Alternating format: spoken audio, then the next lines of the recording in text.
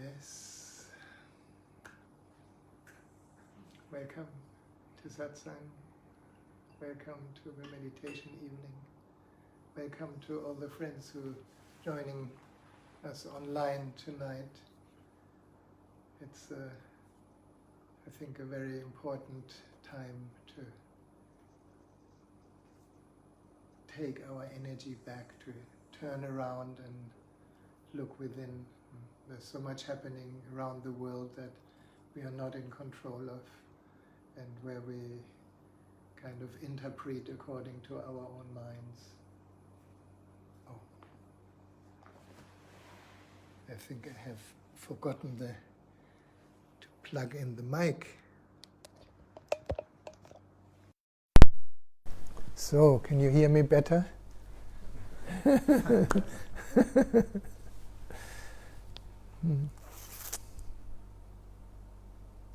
Situations like the world is in and we are in, it's an interesting play. Now, here in Australia we are freaking out because there are 44 new COVID cases. I got a message from my dear friend Manuraga, or Emily, from Kuala Lumpur. And she's a doctor, she has her own clinic, and she's volunteering to help sometimes in the big hospital, and it's a total catastrophe. There are hundreds and hundreds of people in the queue waiting to be admitted to the hospital, and people die on the street, they die in their wheelchairs. So it's really like a war zone, and it is uncontrollable. And from these two polarities, from that perspective, we have very few infected people, and so far I think the government did quite a good job with the isolations, if we look at it from this way. So our mind can be wonderfully busy to label good, bad, right, wrong, high, low, and from my perspective, this situation is a fantastic situation to move beyond right and wrong, or good and bad, or high and low, or intelligent or stupid. All the voices are there on one side or on the other side. Who is aware of it? Does it make any difference to what is happening, how we perceive things? Because when we perceive things, we perceive through the ego structure, through our own conditioning, through our own story. And each one of us has a different story around sickness, has a different story around how to respond to it. Even now, the scientists that you can read have very different opinions. There's one major opinion that seems to be very censored and very controlled by higher authorities, and there's other stories and scientific research that shows that maybe one can handle it differently. I don't want to take any sides because I don't know. And I would say most of us really don't know. And the interesting thing is how our human psyche responds to not knowing, because we should know. At least this is our belief. Until we recognize no matter what we should, the fact is, we don't know. We don't know if we're going to be dead the next moment. COVID or not COVID, shark attack, car accident, airplane falling on the house. Who knows? There are so many stupid and intelligent ways to die. But there are more intelligent ways to live, which is now. This moment is the only real moment we have. So to come back into a little Sangha, or into a worldwide Sangha, for those of you who join us on Facebook, I think it's very, very beautiful and important to go deeper than the polarities. Now our normal mind doesn't know what that means because it lives in polarity. And yet when we have a little bit of an experience of meditation and we look within, deeper than our thoughts, deeper than our feelings, deeper than our beliefs, deeper than our identities, all the stuff we make a sense of self out of, is ultimately a complete illusion. Because if we look a little bit deeper, there is something or someone or a presence that is recognized deeper than any story we can tell. And that presence is not a form. Welcome.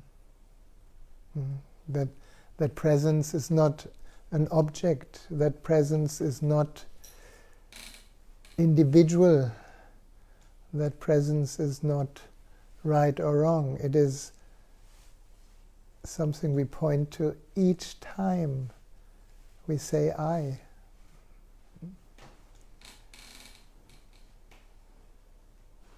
We say, I see.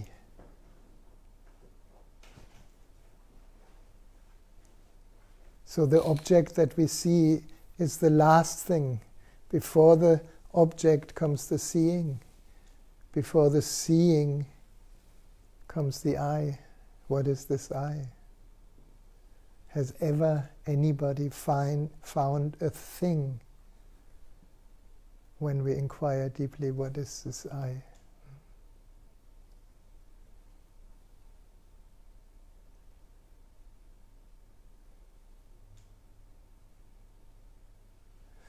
So, again, welcome, and let's see what LaoTzu says to this. Because LaoTzu, has been writing the Tao Te Ching many, many hundred years ago. And I don't know if you heard the story, how it actually came to being. LaoTzu kind of came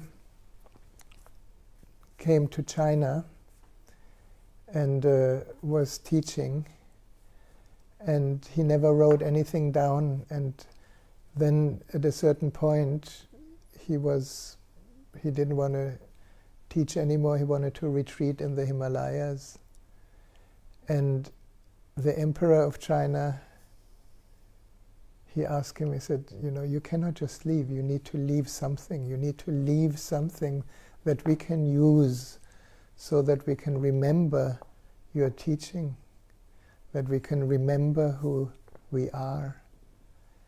And LaoTzu said, no, anything that I write down is already a lie because it creates a concept.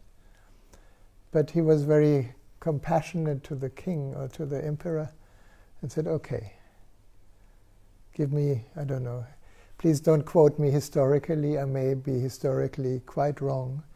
It's just to indicate how this whole thing happened. So apparently he had a few months or a few days, I don't know, to write something. And then he wrote this tiny little booklet with verses called the Tao Te Ching. And the interesting thing is, I was in that place where LaoTzu lived for a long time, in the Wudang Mountains, and where also Tai Chi was born, this martial art form. And it's a very beautiful area of China. And everyone there, all the Tai Chi practitioners and the students that came to my course, they all knew the Tao Te Ching, but nobody knew it. So I ended up reading and sharing my understanding of what LaoTzu was sharing in China, and the scholars, the intellectuals in the group, they almost started yawning and said, I know every verse by heart. Well, do you really know every verse by heart? Then you won't yawn. So I shared a little bit what I shared in the last satsangs here. So we are in the middle of it, and let's see what he points to today. Excuse me, I'd like to ask you something practical. Yes. I've realised I forgot to bring enough jumpers. Do you have a blanket at all? Do we have a blanket here? Oh, thank you so much. You have one? Yeah. We can also turn up the heater. Okay. Both. But Melly has a very good blanket. Okay. So the last verse from last time is a very powerful one. I just repeat it today. When LaoTzu talks about the master, he doesn't talk about an outer master that speaks from above. He talks about that which we are, the deepest knowing of who we are. So he says, the master observes the world but trusts his inner vision. That's very relevant these days. No? We observe the world, but unless we trust our inner vision, we are thrown back and forth between right and wrong and good and bad. He allows things to come and go. His heart is open like the sky. So what does that mean? Our heart is open like the sky. When we go into the heart deeply, deeper than the feelings, deeper than the emotions, deeper than the energy field of the heart, deeper than the beautiful qualities that we associate with the heart, what do we find? That's so kind of you. We find space. And LaoTzu found that space by saying his heart is open like the sky. Now, does the sky have any preference of what form appears in it? Does it choose, I like this country, I don't like that country? I like this race of people, I don't like the other race of people. The sky doesn't have any preferences. And the Master's heart, our heart, is wide enough, like the sky, open. And then he elaborates a little bit because he paces our human mind, and the human mind was hundreds of years ago exactly the same as today, just a little bit less sophisticated, I could say. So he says, success is as dangerous as failure. Now take a breath. That doesn't work with all of us who are kind of looking at YouTube videos, how to be more successful. Anybody does that? How to be more successful with money, more successful with your position in your company, how more successful in your work, more successful in whatever you want to be successful in. And we don't really look that success is as dangerous as failure. Now, in our conditioning, especially in our Western conditioning, failure is not even a question. You have to be successful. And then that creates what LaoTzu mentioned before, a tensing up in the heart, because we want one and we don't want the other. We want success and we don't want failure. And we miss the point that behind success and failure is who we truly are. It's not dependent on any outcome of our personality. Is that too much?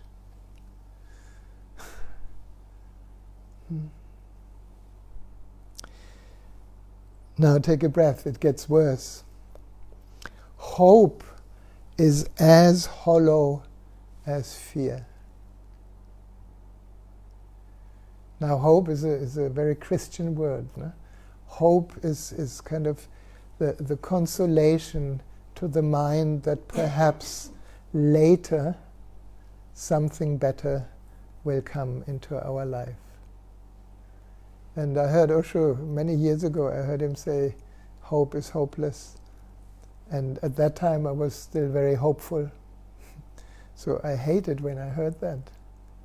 And yet it's true, hope is as hollow as fear. Why? Because the moment we hope, we are hoping for something else than is. And what is. Whether you hope for it, or you reject it, or you don't want it, doesn't matter. Hope is as hollow as fear, which means the moment we hope, we have to hide the fear underneath the hope. We have to console our mind, console our personality, hoping.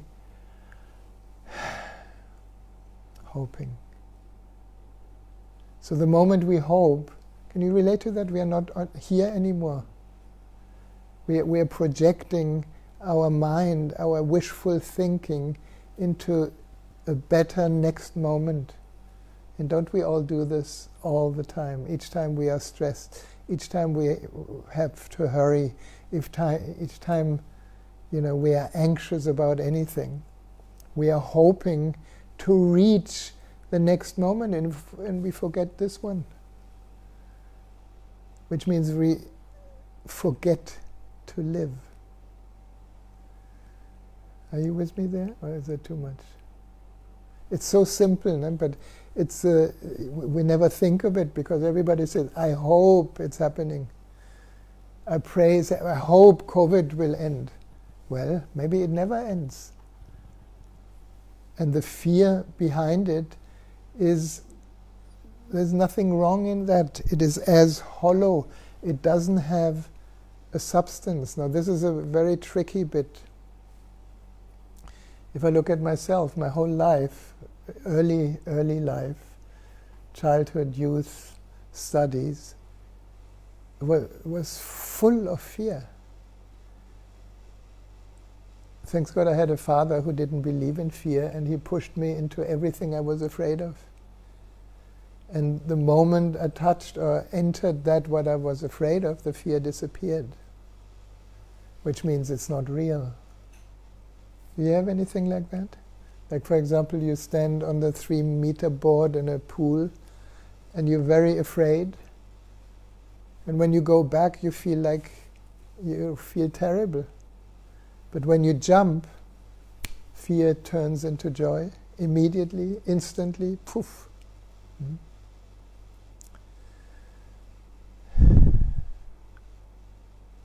So, hope is as hollow as fear. I think we need to go a little bit more into fear. Anybody feels afraid sometimes? Yeah. So fear is a human condition, and what our mind makes out of fear is usually a big distortion until we come to a place where the hope becomes hopeless and we cannot turn away from the fear. And when we then touch that which is deeper than fear, which is that which is aware of the fear, we perhaps find through a counseling session or through a loving friend who has a little bit deeper insight that the more you want to get rid of fear, the more fear is there. Is that happening to us? Yeah? And then we are afraid of fear. And when we realize that this is not the way, then perhaps we get a hint, why not invite the fear into your heart or into yourself or into that which is aware, which is open like the sky. In other words, why not absorb the fear? And this is a very powerful word. I like that. If we recognize that we can absorb any negative or positive feeling. It's not so difficult to absorb a positive feeling because there's no resistance to it. But to absorb a so-called negative feeling, it's only negative because the mind denies it. Then we come across an incredible secret. That the moment we absorb that which we wanted to run away from, fear changes. It becomes presence, it becomes love, it becomes gratitude. I'm just reminded the time when I was sitting in the hospital with my wife Noura, who was obviously dying, and I had hope and fear and hope and fear and hope and fear, and existentially got pushed into the abyss beyond hope and fear. And fear disappeared and hope disappeared and I disappeared, and all there was gratitude and love. That's very illogical, but I'm saying this because many listeners, probably you have somebody who has COVID and there's hope and fear. The hope that they may survive, the fear that they may not make it. Just recently, a good friend of mine, her husband was in hospital, and no matter what they were doing, trying to support him to survive, he passed away. And it's from the human side, from the personality side, it's a terrible thing. From the possibility to wake up to the existential truth behind all of it, it becomes an offering that we can't reject. There's a certain moment where no matter what we do, it's going to happen. There's a bigger will, there's thy will. And of course we try to do whatever we can do, but there's still a bigger will.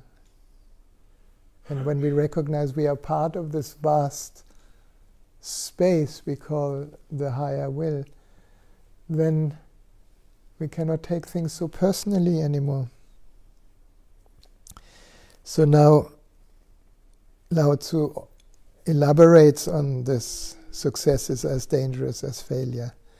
He says, what does it mean that success is as dangerous as failure?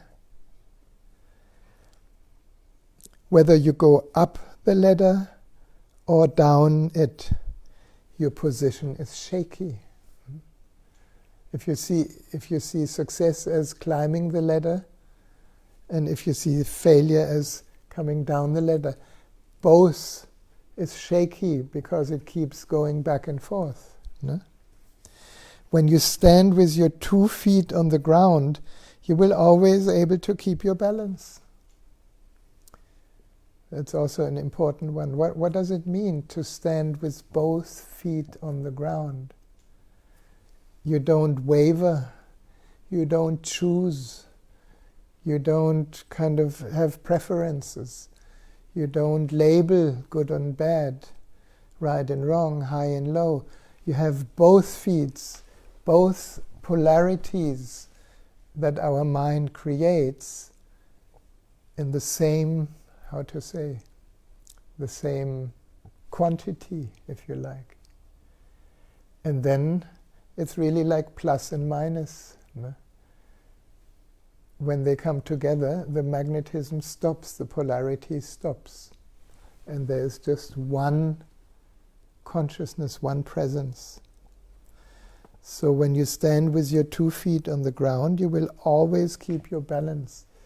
It's an indicator to dare to go beyond right and wrong, beyond good and bad, beyond high and low, beyond success and failure, because they're always both part of our personality.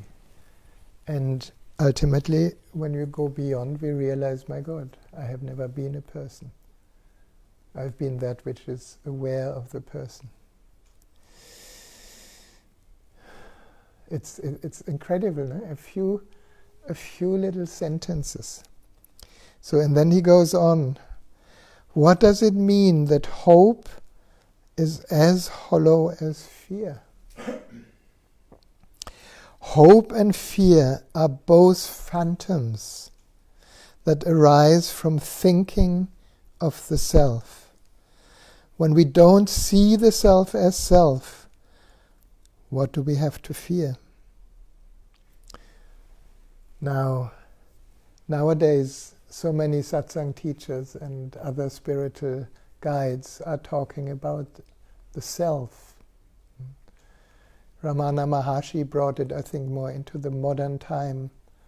The self with the big S and the self with the small s.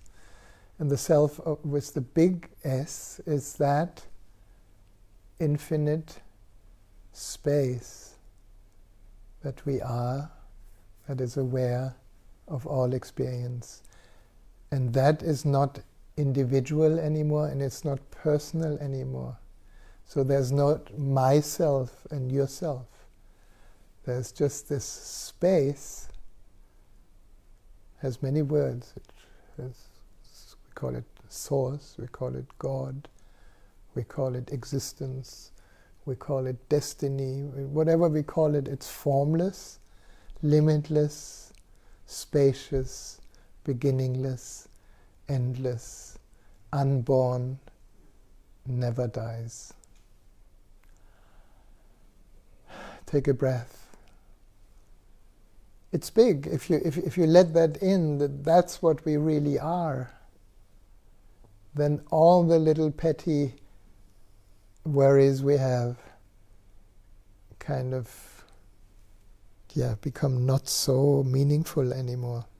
They are hollow.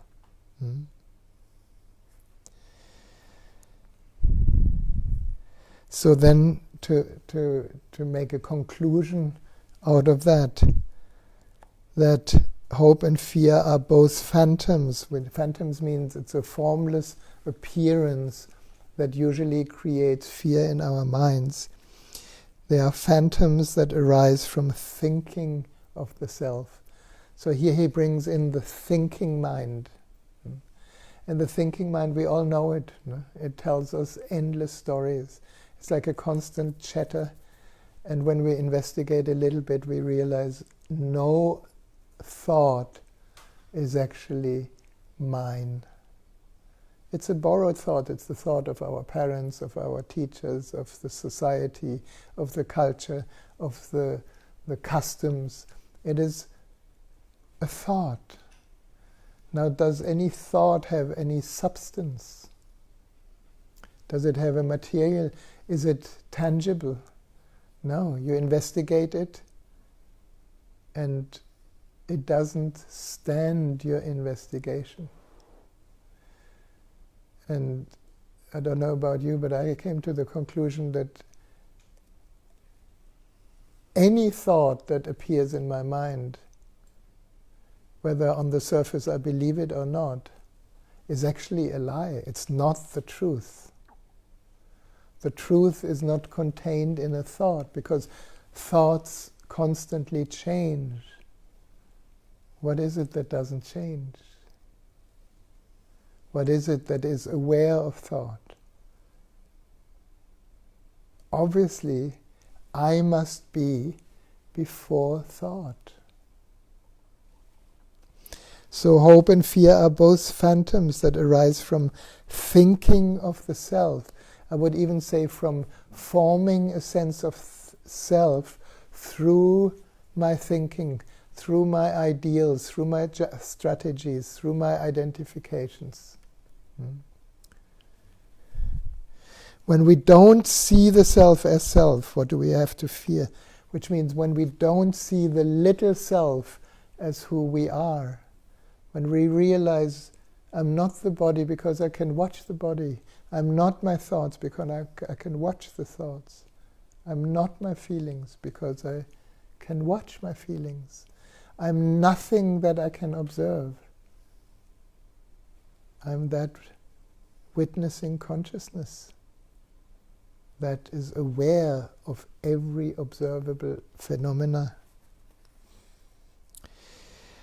And then he takes it further, and there I would say he uses self as the big self. He says, see the world as yourself. Why does he point us to this? Because that's what it is. You may have heard this idea that in the New Age can be misused very easily or misunderstood, that you are me.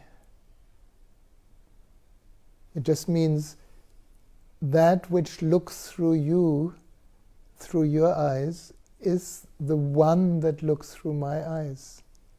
There is only one. It appears, the one appears in multiple forms, but it's still the one. So see the world as yourself, which means see everything as yourself. This is what I would call the path of love.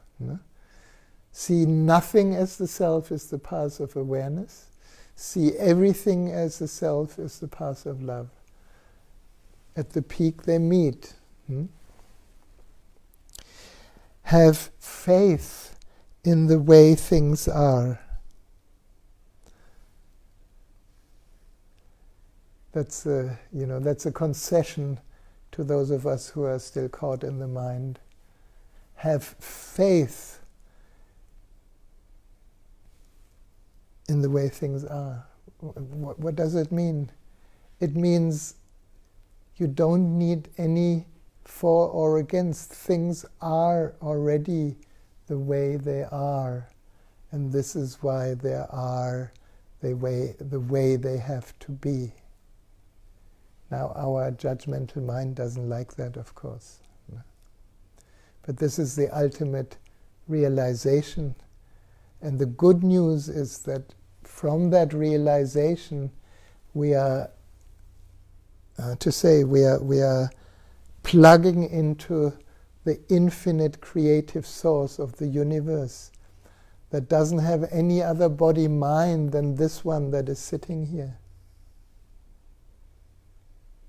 And then it's not my achievement, then it's the existential achievement that has been expressed through each one of us. So we don't need to personalize any success.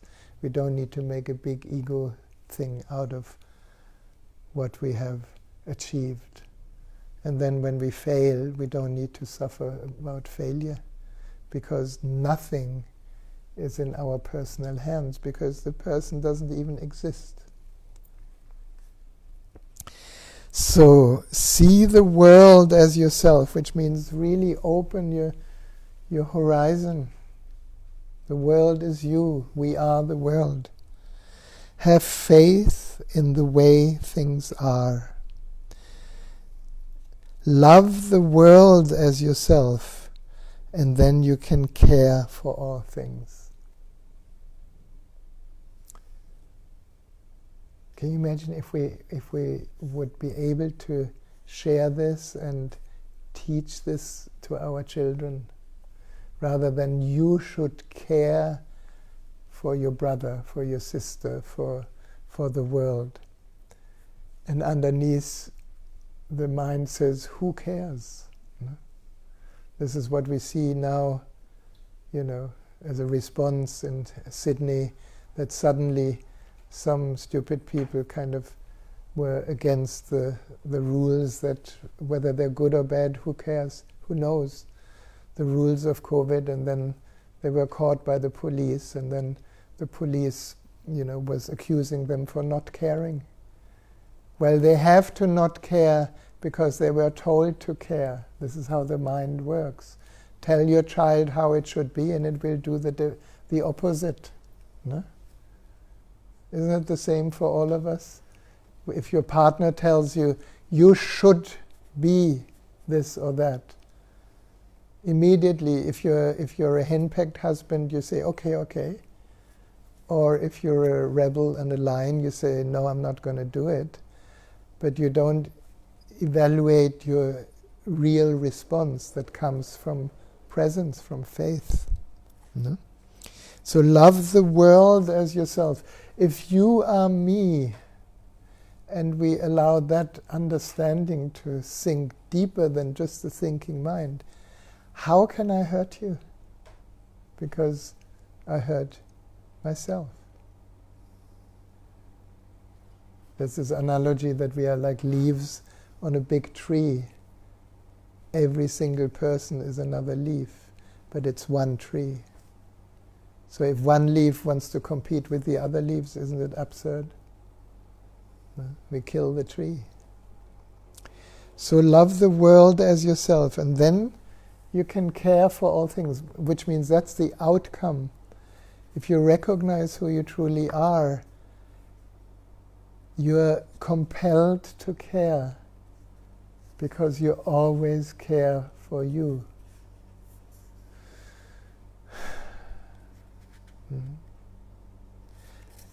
And this is what LaoTzu wrote, I don't know how many 100 years ago. And it's as relevant today, or even more relevant today as ever. And then for those of us who haven't understood yet, he climbs down the ladder a little bit more and tries to explain so that our mind also understands. He says, look, and it cannot be seen. So if you want to see the truth, you're looking strongly, and this is for all the wonderful spiritual seekers that are looking for enlightenment. Look, and it cannot be seen, because it's not a thing. Enlightenment is not something you can achieve as a successful seeker. It's who we are. Listen, and it cannot be heard, because it's not a thing. Reach, and it cannot be grasped. So that's the interesting thing. No? Here I'm using many words, but nothing grasps the reality of truth. It cannot be seen, it cannot be heard, and it cannot be grasped. And then to describe it even more, or to describe the impossible more, he says, above, it is not bright. Below, it is not dark. Seamless, unnameable, it returns to the realm of nothing.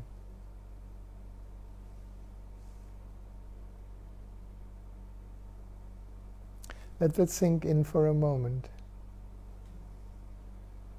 Because the mind can only function in something, in someone.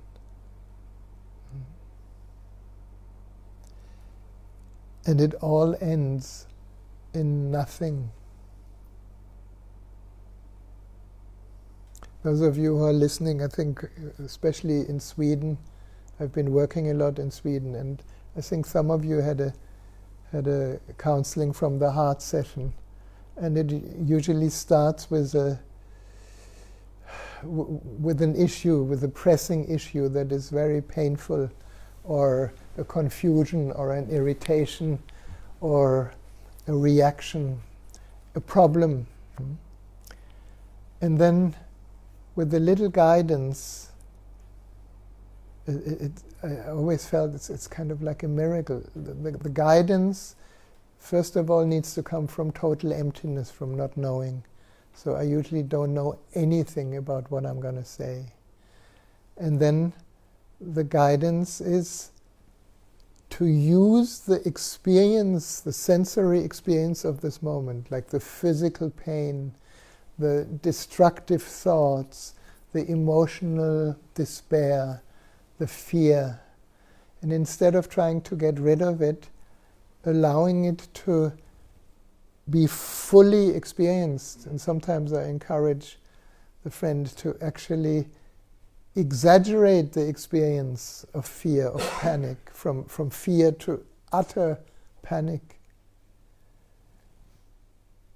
And sure enough, most of the time, one moment of complete experiencing the impossible, that what we never ever wanted to experience, suddenly things stop.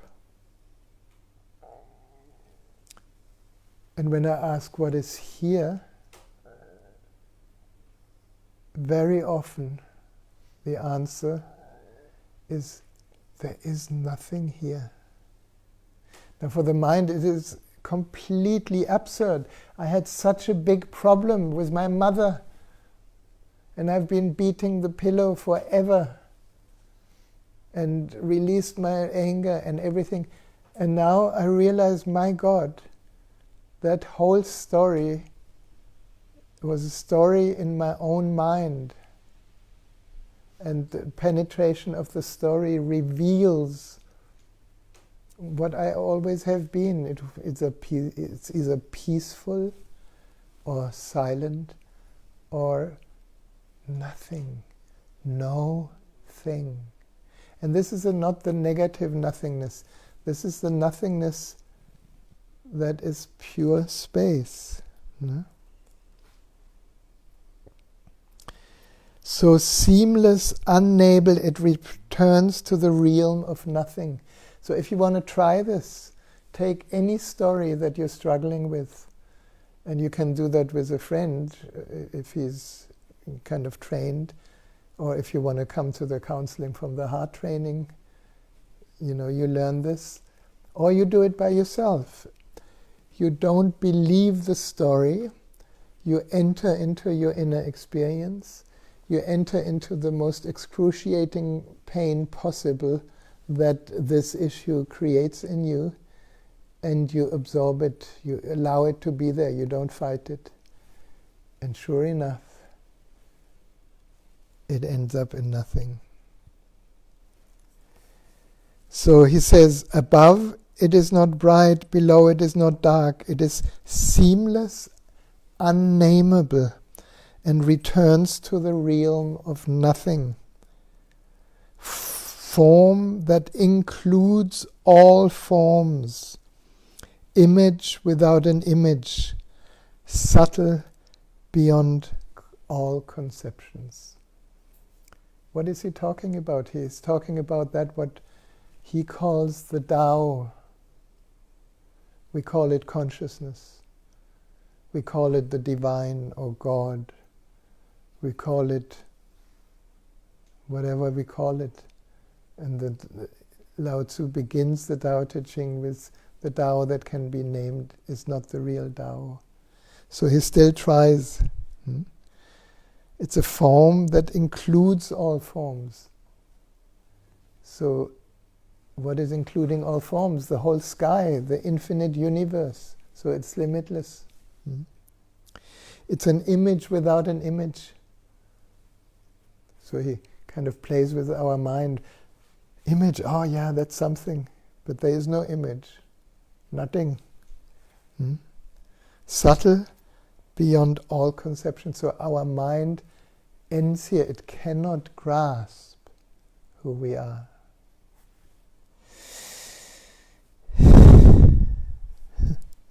Oh yeah, and sorry, I went ahead. He continues. Approach it and there's no beginning. Follow it and there's no end. You can know it. You cannot know it, but you can be it. Which really means we cannot know it, but we are it already. At ease with your own life. Just realize where you come from. This is the essence of wisdom. In Zen, the Zen masters in Japan, they ask the disciple, tell me who you are before your mother conceived you.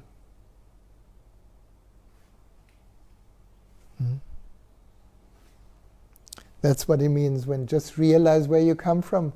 You were here before the body. You will be here after the body. I don't know that for sure, I have to be honest with you, but pretty much, I'm pretty much confident that that is true. Just realize where you come from. This is the essence of wisdom. We are coming from nothingness. We are moving as nothingness, and we are going to nothingness. So what is this body-mind then? It's an expression of that nothingness, that divine essence in form, because God doesn't have any other form than you to find itself in expression. That's how precious we are.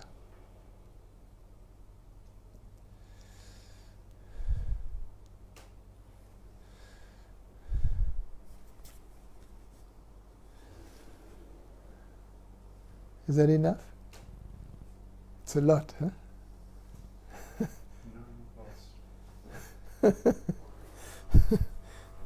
Okay. I think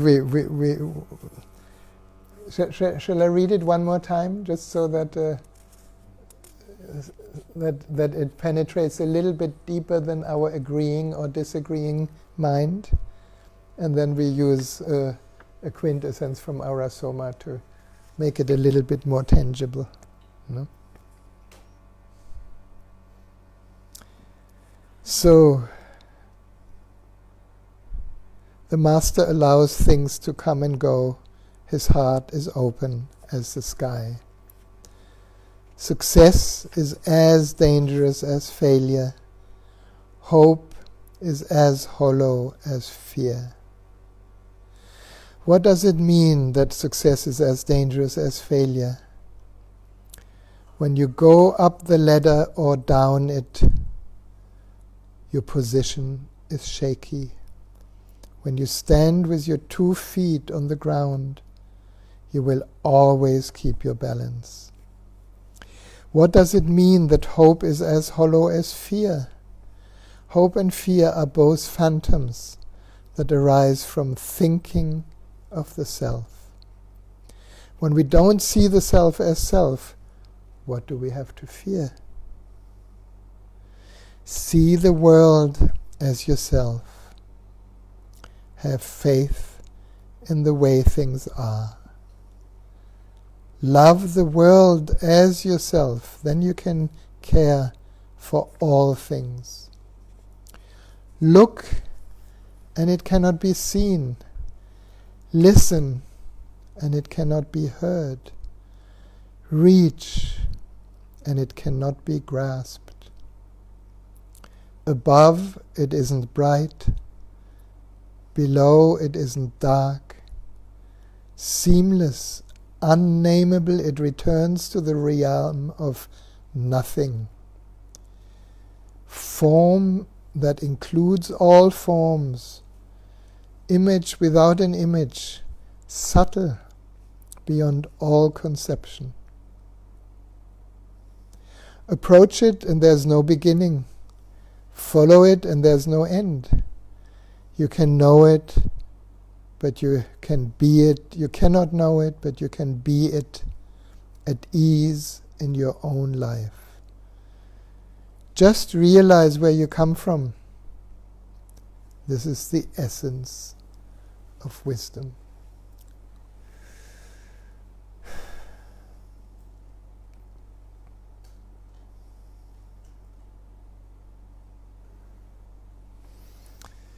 I didn't quite know what LaoTzu would be saying today, but I tuned a little bit into the evening today, and what came is the right quintessence, a beautiful quintessence.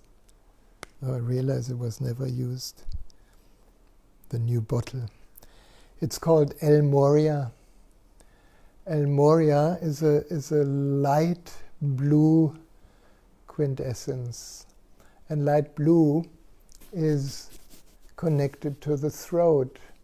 And the throat is our creative center, our expressive center. And through the throat, we carry many beliefs that then create our identity, the false identity, the little self. And then we see the world through this identity, which means we don't see reality anymore. And El Moria can take us beyond beliefs. The message, in, how our Soma calls it, is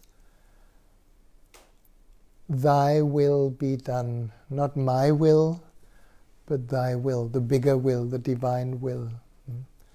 And if we look into our life, into most of the incidents, even though we thought we followed my will, perhaps we were just aligned with the divine will, and then we were successful.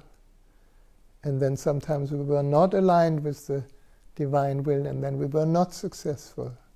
But it was always Thy will, the bigger will. This is what, in my opinion, that's the expression through which Jesus became enlightened at the cross.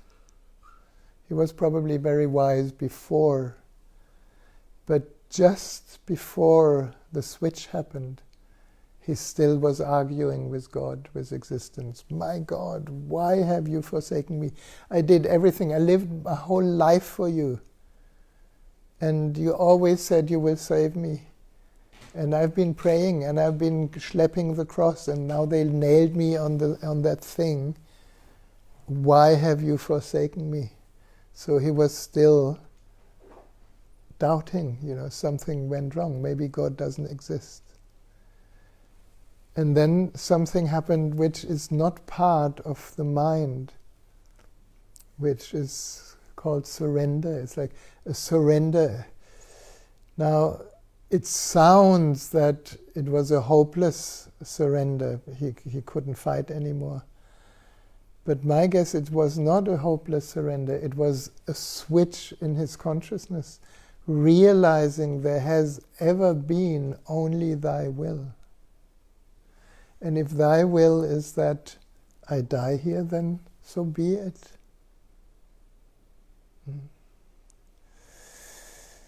It's a big one. Shall we try this? If I can open it. Yeah, I can.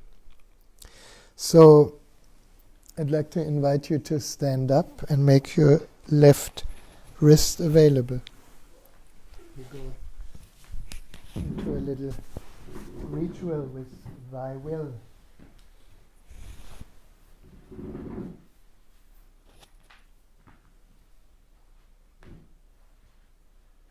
So when you receive it, rub it into your wrists and close your eyes.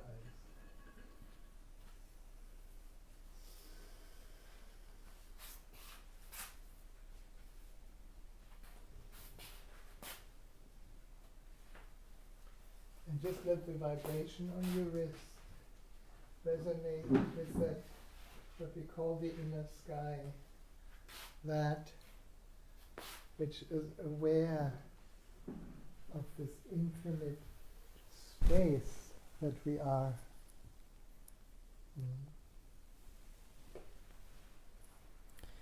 And then you can raise your arms high above the head. Imagine you growing wings from the core of your spine to your fingertips.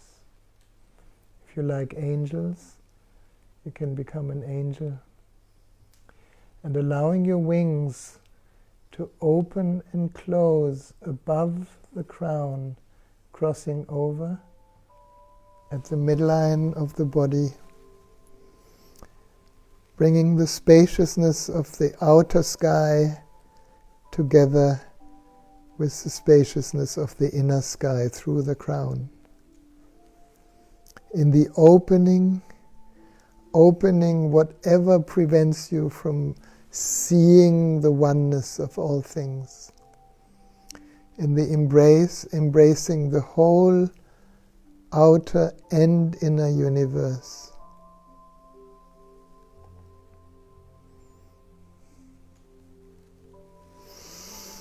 And then we can open and close our wings around the third eye, the forehead center. In the opening, drawing aside the curtain of all our identifications.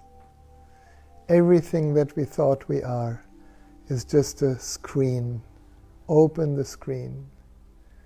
And in the embrace, embracing your capacity to see reality as it is, beyond identification. Things just are the way they are. And then opening your wings and embracing the throat. In opening, drawing the curtain of all our beliefs. Right and wrong, good and bad, religious beliefs, national beliefs. They're all thoughts. And behind these beliefs is that vast space of the unknown, from where all creativity, real creativity arises. All true expression arises. And then opening your wings around the heart. In the opening, drawing the curtain of all our shoulds, of all our moral pressure that we lived in our life. And in the embrace, embracing the innocence, the purity of the heart, where there's no should or should not, where there's no right or wrong, where it's just this space that it can embrace whatever comes our way.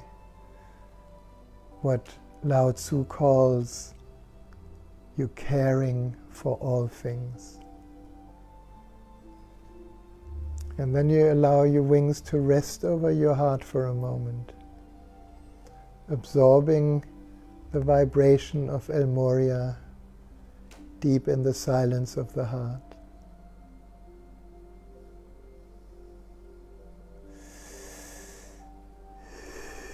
And then we can open the wings and embrace the solar plexus. In the opening, laying down all your protective armor, all your weapons, all your strategies of separation. And in the embrace, embracing the joy of being a unique expression of the divine. There's no one like you in the whole universe.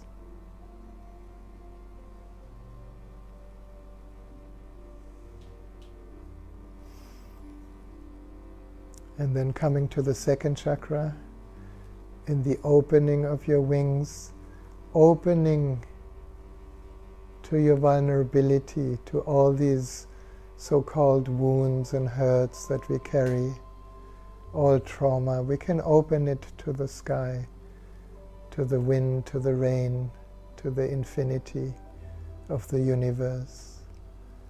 And in the embrace we can tenderly hold what we call the inner child, that delicate being, that deeply sensitive being. And then when we come to the first chakra, opening to that flow of life in your body, so many millions of processes happening as life keeps this body alive. And in the embrace, embracing this body as your temple, as your sacred abode, that which houses the infinite divine. And then along the legs, all the way down, until you touch Mother Earth, And this is a good moment to let go. Let go anything you know. Let go any identity. Let go any attachment to personality. For a moment, let yourself be empty.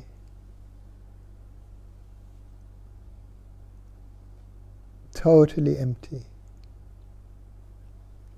And perhaps you can recognize that even when you're completely empty, you, the real you, is always here.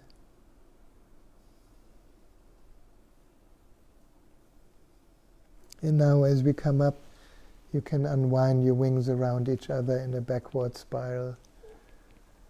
Just unwinding any residue of the holding fibers of the mind.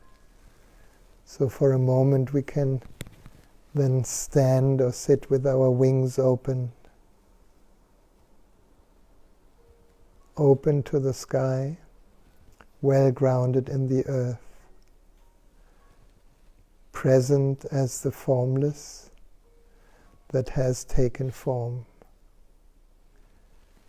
And then bring your palms together, your wrists close to your nostrils, taking 3 deep breaths of this fragrance into the temple of the body.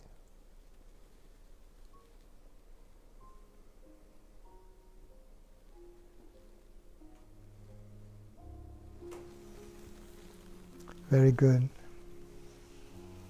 And then you can sit.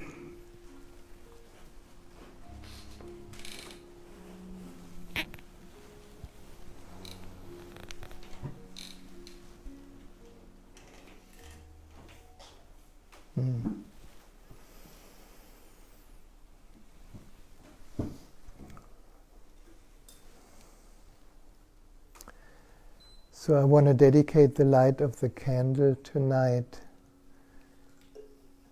to all these beings around the planet that are kind of caught in suffering, caught in anxiety.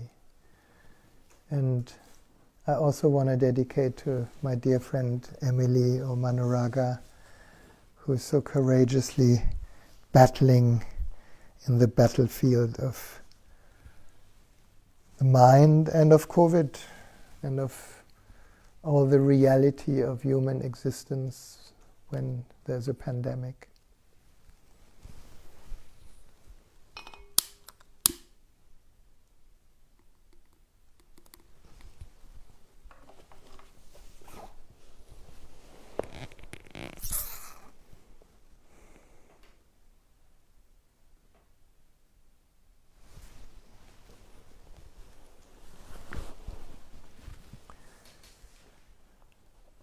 And then we will just sit and we'll share a little guidance, and afterwards we just sit silently, allowing whatever these many words have pointed to find their place in the reality of your infinite being.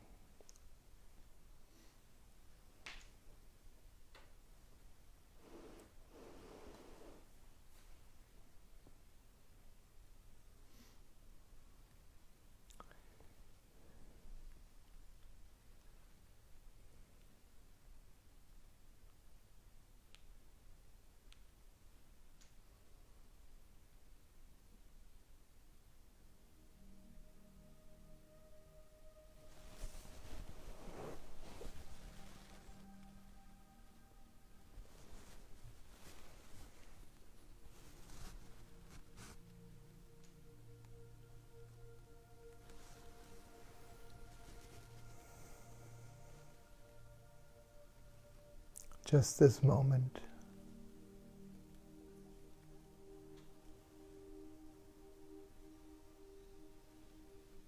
Nowhere to go. Nothing to become.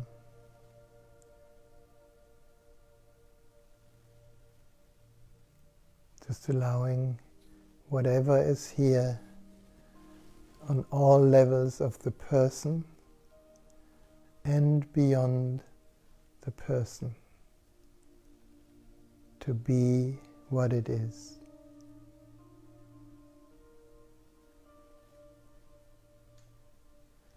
When for a moment we stop the relentless drive of becoming,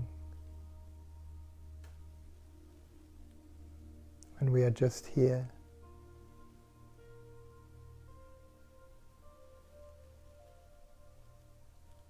that space, what we call the true self or the Tao or the witnessing consciousness, becomes more and more apparent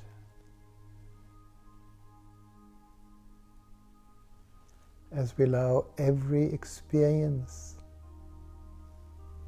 of this moment, any sensory experience, anything we hear, we feel, we smell, we taste, we see inside, allowing it to be what it is.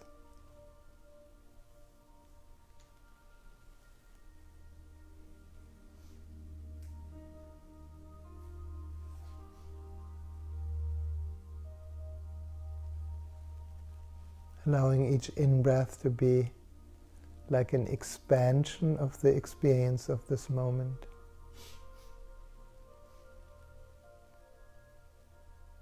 And each out-breath a letting go deeper inside.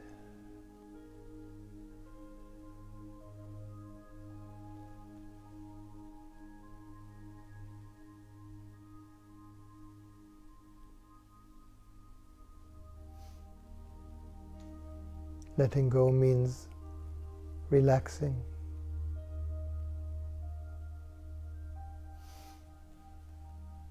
It means being loose and natural,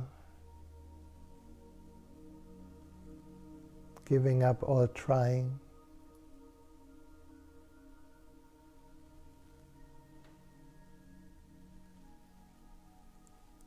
And that takes us naturally to the heart.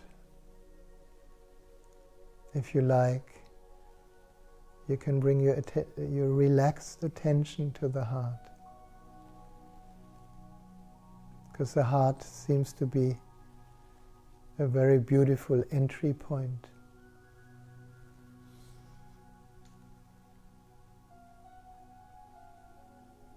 An entry point through love,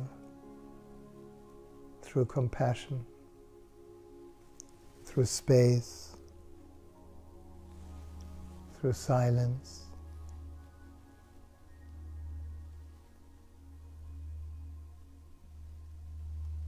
through understanding.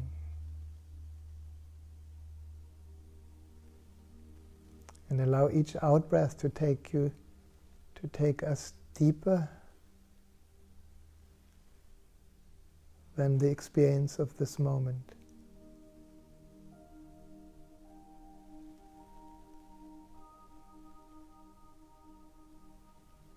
So each in-breath an expansion, each out-breath a letting go.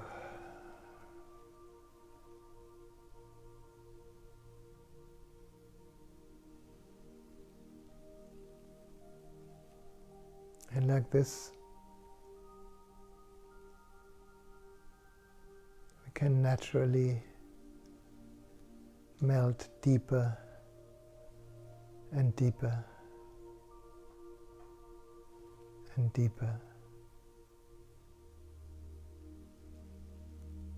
Sometimes it feels like we are falling through all these layers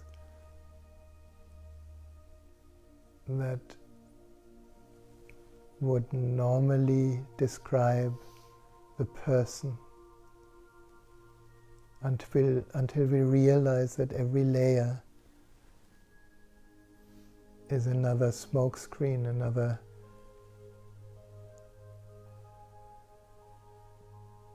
phantom.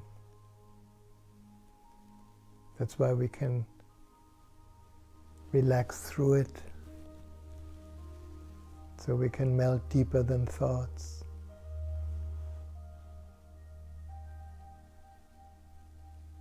Deeper than feelings.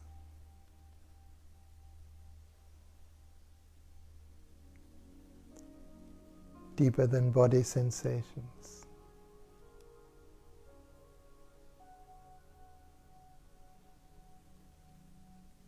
Deeper than the breath.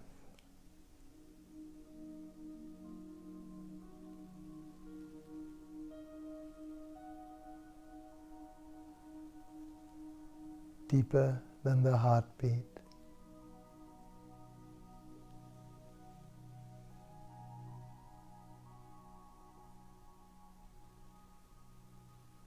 Deeper than all experiences.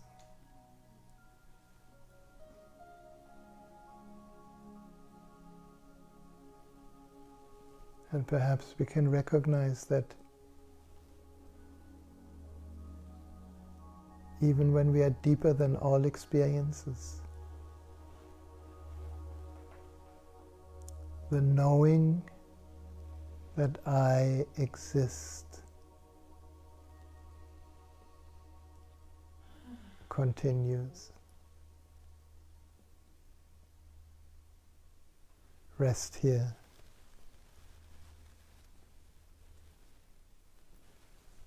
Rest as this infinite space.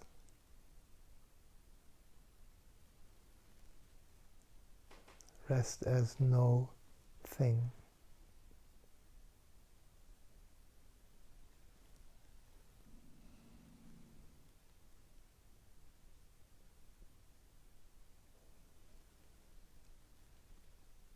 Rest as peace.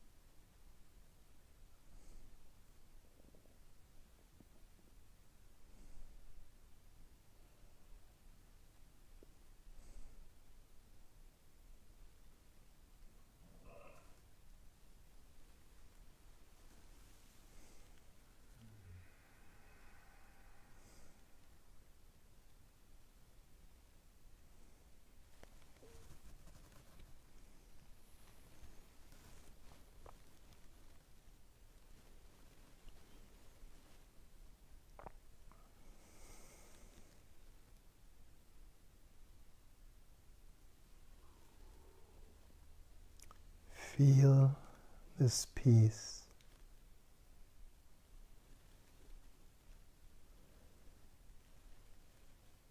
We didn't create it. It's always here.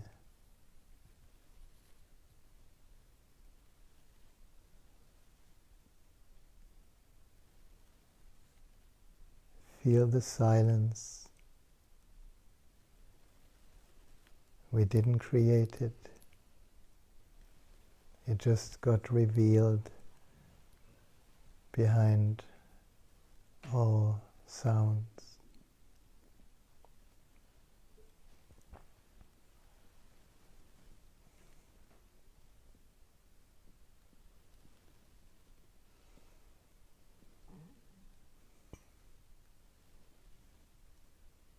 Feel the presence, the just being here.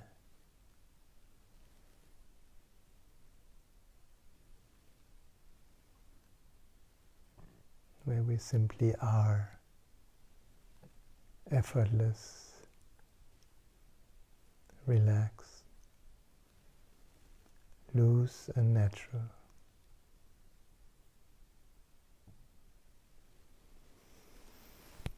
And from that depths inside, we can take a deeper breath.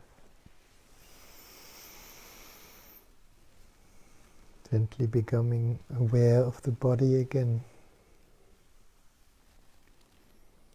Maybe moving a little.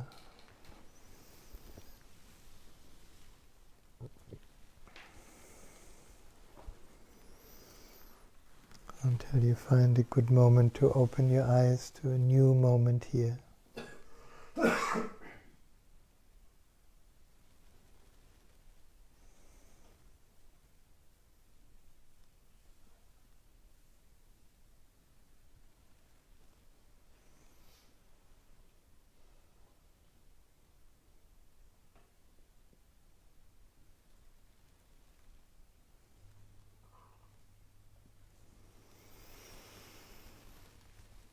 And another deep breath and a good stretch back into this Buddha body.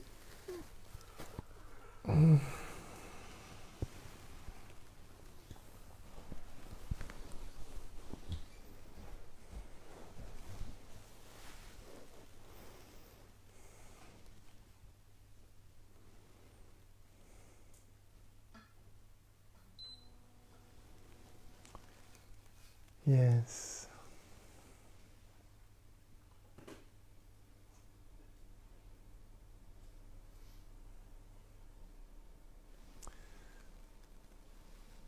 So we can open this if there's anything you would like to say or share or ask. And also the friends around the world who are joining us on the live, Facebook Live. And I'm aware that it's always a contradiction in terms. No? We are going very deep behind sound and word in meditation. And with it, perhaps all the mind and the thoughts also disappear. So maybe there's nothing to say, but maybe there is. Feel welcome. Today, Melly is our computer observer, and there's a comment or a question. Yeah, I'm not sure if it's a question or a comment. Ishka. Ishka. Yes. Hi, Ishka. Ishka says, I wonder about merging with such things as fear, rather than seeing it as still separate from me and trying to absorb it.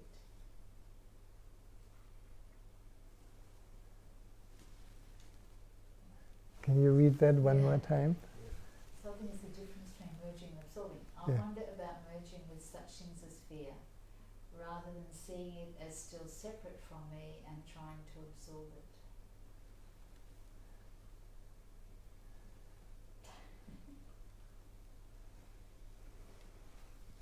it. It depends from where we look at it. No? We can only absorb it when we see that it's already part of me. like everything else is part of me. That's where language becomes really difficult, and I enjoy speaking about the impossible.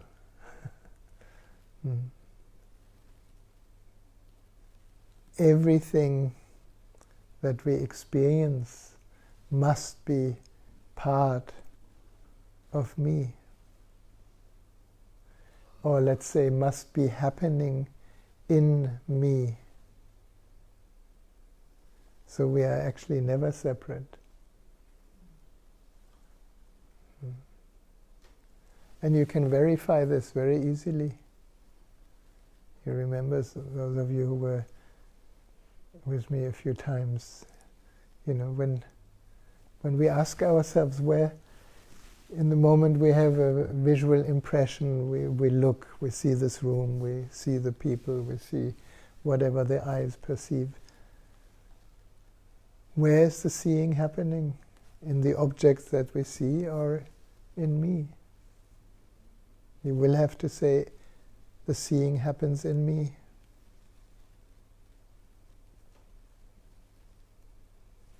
So you can translate that into every sense.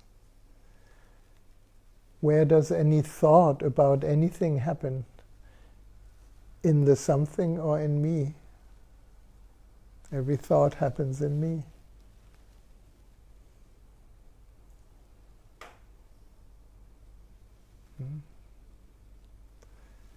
Where does the sound happen?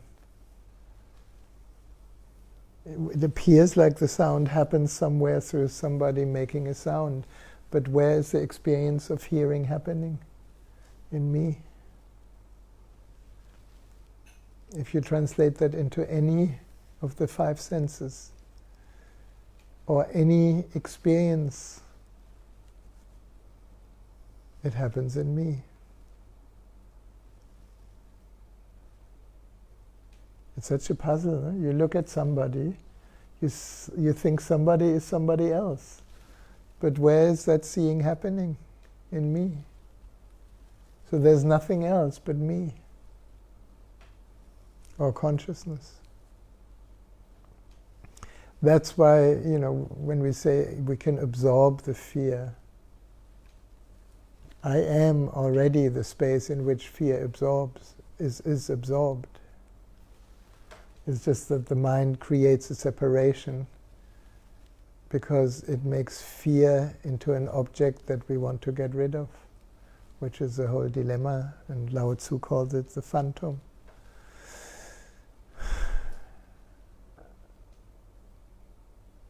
Does it make sense, Ishka?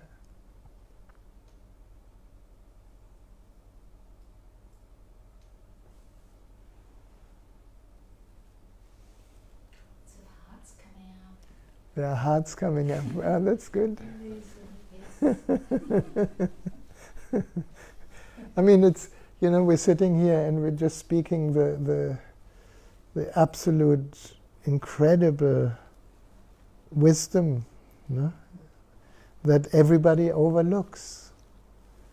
If we wouldn't live in this illusion that there's a you and a me, the whole drama would be finished. So on one level we enjoy the drama, it's like we enjoy Netflix, or we enjoy cinema, we enjoy movies, knowing perfectly well that the whole movie is a complete illusion of light and shadow on an empty screen. But how much do we like to get involved? How much we like to struggle, and some of us, I don't know about you, Ishka, but some of us really enjoy horror movies where you can really be scared. And is it real?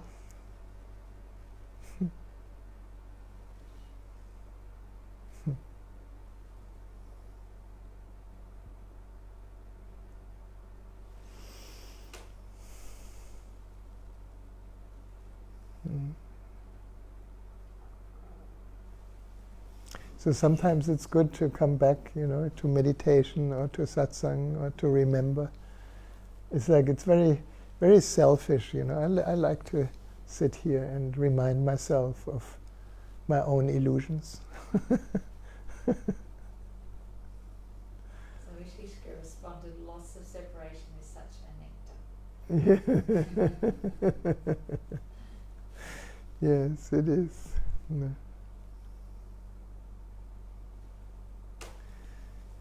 But somehow the deeper we look through that play of the human form, the more we can actually enjoy all aspects of it.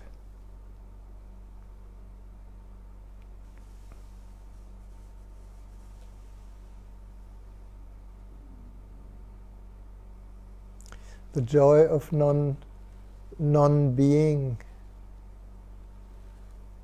surpasses all joys of the mind.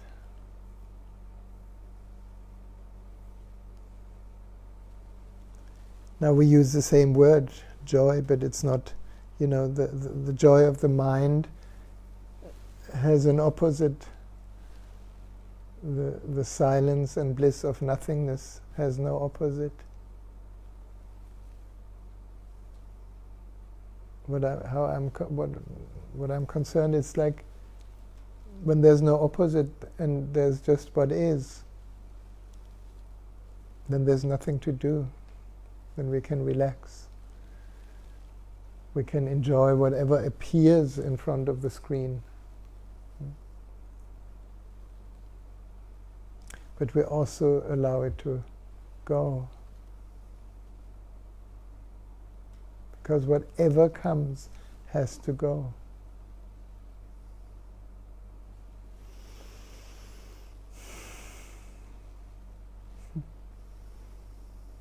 And some of us kind of hoarders or holding on. You know? Melly emptied my fridge today. And we found so many things that are not used anymore, that are too old, like the date, the use-by date is way past.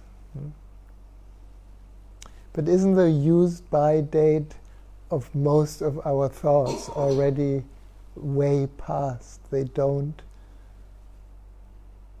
relate the present moment as it is.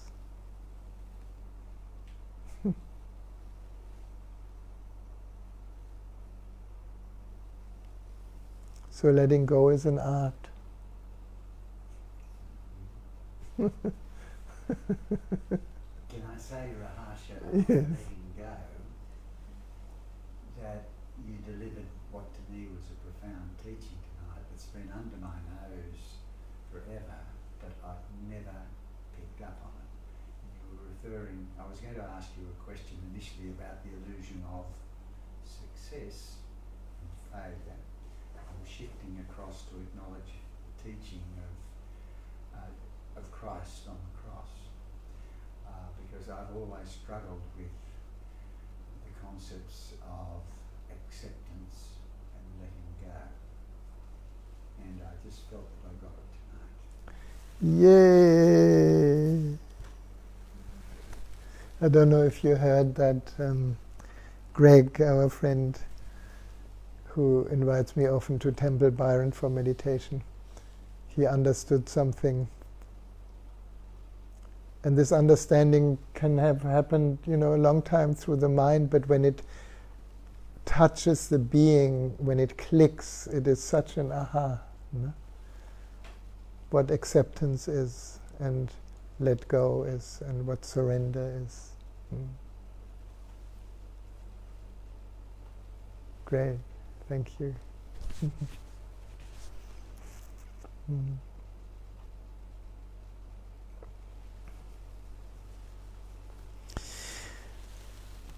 Yes, beloveds, it's always a joy to be here with you, as you, and with everybody else whom for us is invisible, but the presence and your beauty and your willingness and your just being there in this Sangha, in this field of presence, is a big gift. It's like the deep connection beyond the form that we share, whoever is joined on this time together.